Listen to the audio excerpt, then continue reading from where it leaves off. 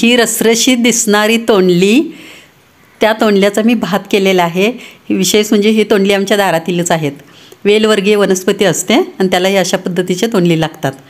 तर त्याचा आज मी राईस केलेला आहे. खूप टेस्टी राईस होतं, खायला खूप चविष्ट आहे. त्यासाठी मी तोंडली स्वच्छ धुवून त्याचे उभे काप काढून घेतलेत. ह्या पद्धतीनं काप कापलेत, तुम्ही बघू शकता. असे काप कापून घेतले.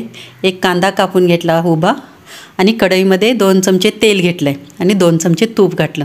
त्यामध्ये जाईल आता मोहरी तडतडली की त्यामध्ये जिरे, थोडेसे जिरे तडतडले की आता घालूया त्यामध्ये आलं लसूण पेस्ट 1 चमचा.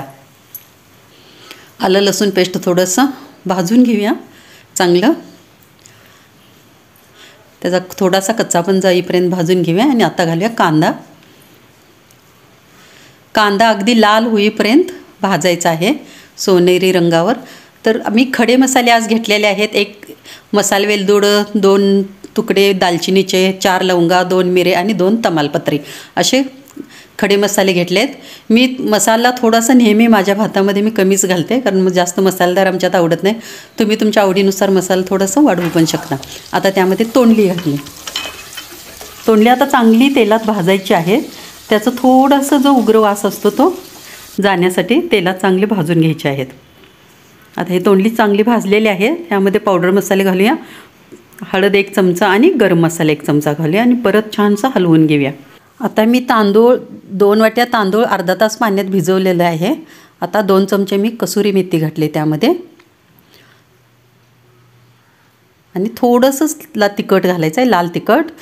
जास्त तिखट करायचं नाही, कारण ऑलरेडी मसाले भरपूर आहेत त्यामध्ये, नाहीतर खूप स्पायसी आपला भात होईल. चवीनुसार मीठ घाला आणि परत हे छानसं हलवून घेतलं सगळं मिक्स करून. हा राईस आता छान भिजून फुगला आहे असा अगदी, तो मी घालून घेतला यामध्ये. आता हे तांदळाची कणी मोडली नाही पाहिजे, अगदी सावकाशपणे हलवायचं आहे. जास्त आता हलवायची गरज नाही त्याला,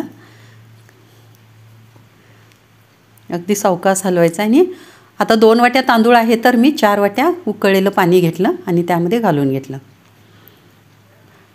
वरून थोडेसे धनेपूड आणि कोथिंबीर घातली आणि आता हे झाकून ठेवूया. 20 मिनटं झाकून भात शिजेल. 20 मिनटात आपला भात तयार होईल. हा आपला भात शिजलेला आहे. आता तुम्ही बघू शकता तोंडली पण छान शिजलेत आणि अगदी मोकळा भात झाला आहे. तर खूप छान वास पण दरवळतो आहे. खूप टेस्टी भात लागतो हा खायला आणि पौष्टिक तर आहेच. मुलांना तुम्ही निश्चित करून द्या. वरून थोडीशी कोथिंबीर घातली आणि थोडंसं ओलं खोबरं आणि कोथिंबीरवर घातली की दिसायला भात छान दिसतो आणि टेस्ट पण वाढते. आता हे डिशमध्ये काढून घेऊया. आज भाताबरोबर मी केलेलं आहे बीटचं रायतं आणि भात कॉम्बिनेशन खूप छान लागतं. हा तोंडली राईस आणि बीटचं रायतं तुम्ही निश्चित करून घ्या बघा.